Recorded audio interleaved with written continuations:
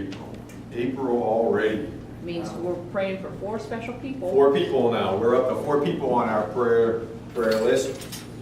And if you need help remembering that person, don't forget about that Echo app. If you want to download the Echo app, ECHO, it's a good prayer app. You can put in and never forget who to pray for with that app. But as we get closer to our Easter celebration, which we got coming up not next week, but the week after. Remember, we got the pancake breakfast coming up. And for those of you, maybe you're here and you're like, well, I don't have anything to do, or maybe you want to get involved in it, just let me know. We got some positions open if you want to help serve or cook or do something. We can get, Pam, you interested? Yeah. Okay, let me know. We can get you guys plugged in. Mike, I think we got you getting ready to cook. You and Stan are going to be doing some cooking and stuff. And we can get you plugged in. Remember, invite friends, invite family, invite neighbors. Just say, hey, come on by, just grab a breakfast. Starts from 9 to maybe 9:30, 9:45. We'll start wrapping it up. We won't turn anybody away, but we want to try to bring in as many people as we can for Easter Sunday. Excuse me, but are you still having the services too? Service starts at 10:30. The same, okay. Yeah, 9 to 10 we'll do the breakfast, and then we'll start getting ready for service. But we want to bring in as many people as we can. Just share the love of the Lord. Just keep all kind of food and love on anybody that you bring in. So bring in, like I say, some family, some friends, some neighbors. Just invite them in. I'm bringing in my girlfriend, her sisters, and it's her sister's birthday that day. Wow. Oh, yeah. So she's excited. Good. And then afterwards, we're going to have the egg hunt for the kids, so any kids that are going around. So we're going to make it a special day starting from the get-go, from, like I say, starts at 9, right, Stan? We're going to have 9? Yes, sir. Okay, It's but okay. we'll be... I bring some little Guatemalan kids with me. Bring as many as you can. Oh, yeah, bring as many as you can. 16 down. All right, we'll get the whole neighborhood in here. Amen. And then we'll have a good service, and we've been praying about that. The board, we got a board meeting today to finalize all the plans and preparations for that. But as we get closer to Easter, next weekend is Palm Sunday. We're going to celebrate Palm Sunday here. We're going to talk about Palm Sunday. But this particular Sunday, what I wanted us to look at today was, I want us to see the story of the Israelites and how they had been in slavery in Egypt for years. And this kind of starts coinciding with all that's coming up with next Sunday and with Easter Sunday. And today I want us to see how God can break the chains that bind us, the chains of sin, and give us freedom. And He lays it out in the story of the Israelite people. And here what's happening, we're going to look at Exodus. We're going to start in Exodus chapter 12. We're going to talk about the Passover meal, and the Passover today. And what happens here is the Egyptians are in bondage. The Israelites are in bondage to the Egyptians. God sends Moses to Pharaoh and says, let my people go. We know all that. Let my people go. There's plagues that come in. God sends plagues come in, 10 terrible plagues on Egypt. And finally, the last one is what we're going to look at, and it's the Passover. And this is where the Passover meal comes from. And the Passover is only one little meal on one day, as far as it's called the Feast of Unleavened Bread. That is the actual feast or the celebration that goes on with the Passover. The Passover meal is only the beginning of the whole unleavened bread festival.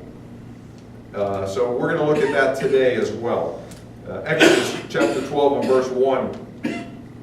It says, Now the Lord spoke to Moses and Aaron in the land of Egypt, saying, This month shall be your beginning of months. It shall be the first month of the year to you. Speak to all the congregation of Israel, saying, On the 10th of this month every man shall take for himself a lamb, according to the house of his father, a lamb for a household. And if the household is too small for the lamb, let him and his neighbor next to his house take it according to the number of persons. According to each man's need, you shall make your account for the lamb. Your lamb shall be without blemish, a male of the first year. You may take it from the sheep or from the goats. Now you shall keep it until the 14th day of the same month. Then the whole assembly of the congregation of Israel shall kill it at twilight. And they shall take some of the blood and put it on the 2 doorposts and on the lintel of the houses where they eat it. Then they shall eat the flesh on that night, roasted in fire with unleavened bread, and with bitter herbs they shall eat it. Do not eat it raw, nor boil it at all with water, but roast in fire, its head with its legs and its entrails. You shall let none of it remain until morning, and what remains of it until morning you shall burn it with fire. And thus you shall eat it with a belt on your waist, your sandals on your feet, and your staff in your hand. So you shall eat it in haste. It is the Lord's Passover. For I will pass through the land of Egypt on that night, and will strike all the firstborn in the land of Egypt, both man and beast. And against it all the gods of Egypt I will execute judgment. I am the Lord. Verse 13 says, Now the blood shall be a sign for you on the houses where you are. And when I see the blood, I will pass over you, and the plague shall not be on you to destroy you when I strike the land of Egypt. So this day shall be to you a memorial, and you shall keep it as a feast to the Lord. Throughout your generations you shall keep it as a feast by an everlasting ordinance. 7 days you shall eat unleavened bread. On the first day you shall remove leaven from your houses. For whoever eats leavened bread from the first day until the 7th day, that person shall be cut off from Israel. On the first day there shall be a holy convocation, and on the 7th day there shall be a holy convocation for you. No manner of work shall be done on them, but that which everyone must eat, that only may be prepared by you. So you shall observe the feast of unleavened bread. For on this same day I will have brought your armies out of the land of Egypt. Therefore you shall observe this day throughout your generation as an everlasting ordinance. In the first month, on the 14th day of the month at evening, you shall eat unleavened bread until the 21st day of the month at evening. For 7 days no leaven shall be found in your houses. Since whoever eats what is leavened, that same person shall be cut off from the congregation of Israel, whether he is a stranger or a native of the land. You shall eat nothing leavened in all your dwellings. You shall eat unleavened bread. Then Moses called for all the elders of Israel and said to them, Pick out and take lambs for yourselves according to your families, and kill the Passover lamb. And you shall take a bunch of hyssop, dip it in the blood that is in the basin, and strike the lintel and the 2 doorposts with the blood that is in the basin. And none of you shall go out of the door of the house until morning. For the Lord will pass through this to strike the Egyptians, and when he sees the blood on the lintel, and on the 2 doorposts, the Lord will pass over the door and not allow the destroyer to come into your house and strike you. And you shall observe this thing as an ordinance for you and your sons forever. It will come to pass when you come to the land which the Lord will give you, just as he promised that you shall keep this service. And it shall be when your children say to you, What do you mean by this service? That you shall say, It is the Passover sacrifice of the Lord, who passed over the houses of the children of Israel in Egypt when he struck the Egyptians and delivered our households. So the people bowed their heads and worshiped. Then the children of Israel went away and did so, just as the Lord had commanded Moses and Aaron, and so they did. Now that was a lot there. There was a lot there. And I could spend the entire month and break this down, because there is so much right there. But today we're only going to look at a few things here. We're only going to look at a few things. But it's so relevant, all that I just read, what happened at that time with Moses and the Israelite people, and all that God commanded them to do. It all was like foreshadowing up to what Christ had done. what we're ready to celebrate, the week of Christ and everything, including the Lamb, the unblemished Lamb that was Christ, was the unblemished Lamb, and how they were to take the Lamb and on the first day, which they give specific, the 14th. The 14th was when Christ had come in. Next week was Palm Sunday, and we're not going to go into all of it, but as we look and you study that, you see how much what Jesus had done when on Palm Sunday coming in. It was the Lamb that was to be chosen, and how the Israelites looked to Jesus as that. He was the unblemished Lamb. And then for 3 days, they're to keep this lamb. And there's so much there that we can study. But today what I want us to look at is the unleavened bread. The unleavened bread. Now, it talks there where they were to take the bread and they were to get rid of the unleavened. Now I brought in some bread here. Now this is bread that has the leaven in it. It has the yeast in it, and it's risen. And this isn't the actual bread. But this is the cracker, which is made very similar to this as well, that has no yeast in it. And so we can see the difference. When we put the yeast in the bread, it rises up. It rises up. But here there's no yeast in the flour or in the dough, so it doesn't rise up. And so what God is commanding His people to do in this feast of the unleavened bread, He's commanding them that they have to go through their houses and get rid of all the yeast in their house. Get rid of it all. And He commands them to go through the house, not to use it in their bread. To go through the house, and it even talks where they have to go into the nooks and crannies of their house so that no yeast for this 7-day period is to be found in the house. And the yeast represents the sin. There's representation so much of Christianity today in this right here.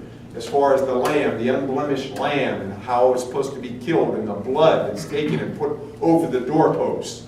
And it says that they put it on the lintel and they put it on the doorpost. And when they put it on the lintel, the blood drops down and it makes the vertical. And when they put it on the doorpost, it's the sign of the cross. And we see that the yeast here represents sin. And God's saying to the Israelite people, you need to get the sin out of your house. Just like you get the yeast out. Take your brooms and get into the corners. Get into the corners and sweep it out. It's relevant to us this time of year in spring. We have spring cleaning this time of year where we go. Winter's coming to an end. Of course, not here in South Florida. No.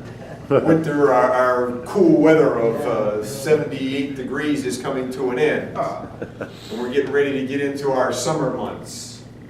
But up north, we see that the cool weather is gone. Now in the cold weather, you don't want to go into your houses and do spring cleaning in the cold weather. Why? Because in the cold, we get together and we shiver together and we don't want to do anything because it's too cold. But when spring comes, we start opening up the windows. And we enjoy the beautiful weather. And while the windows are open, let's clean this place out.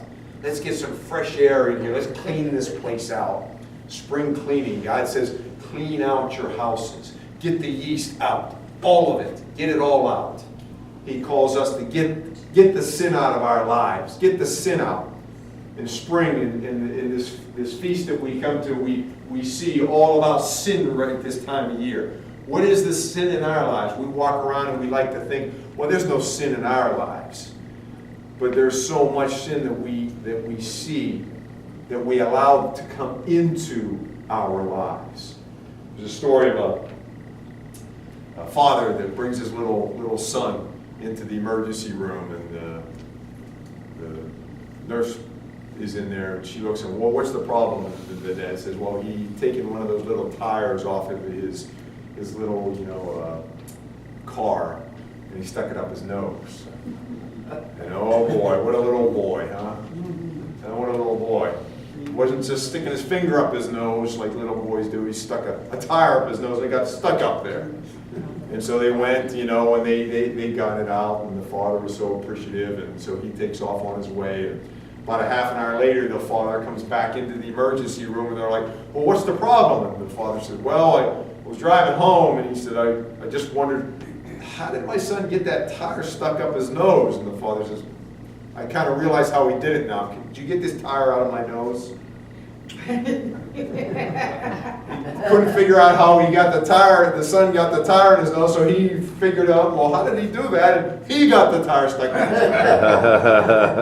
Now, there are some things that don't belong in certain areas. Yes. Amen. Yes, sir. But we sometimes it happens that we allow things to get into areas where, and what God's saying here is get that stuff out. When we go home at night, and I know when we go to bed at night, I go to the side door and I lock the bottom lock and I have a lock on the top. And then I go to the front door and I lock both. And I go to the back door and I lock both. And we lock things to keep things that we don't want in our house out. But how much do we allow into our house? Where God's saying here, get the sin out. Yet we turn on our TVs, and I know I'm guilty of it too. We turn on our TVs and Netflix allows some stuff to come into our house. Does God look at it and say, we need to get that out. We need to get that out. I know we were watching a show the other night, and because I'm farsighted, which means I can't see up close.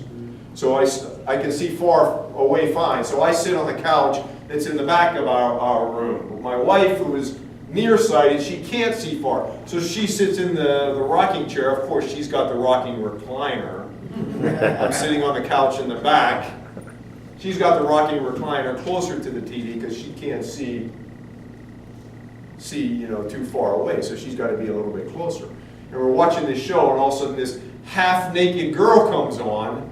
The show that you're watching, and my wife right away picks up this folder that was there and just covers her up. And she said, you don't need to be looking at that stuff. And I says, you're right, I don't need to be. But how much do we allow into our house? It comes through unlocked doors. Magazines that come through. We went to a hockey game last night, the Panthers' last hockey game, and the big jumbo screen there. We're with our son and our daughter and their two kids, and they're running this ad. Oh, these magazines, and they show these girls in these little bikinis, Glamour, and all these other ones. And my wife says, that's really inappropriate. How many young children are here?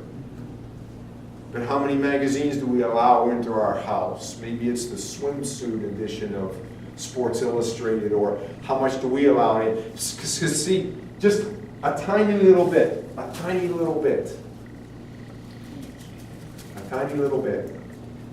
causes the loaf to rise. A tiny little bit of sin can make all the difference. And God's saying, get into the corners and get it out. That none is in the house, not just in the kitchen, but maybe as you were walking to the kitchen, some got on there, get in there and get it all out. Because see, just a little bit of sin in our lives causes so much of a difference. I had a friend of mine that took a job at a donut place.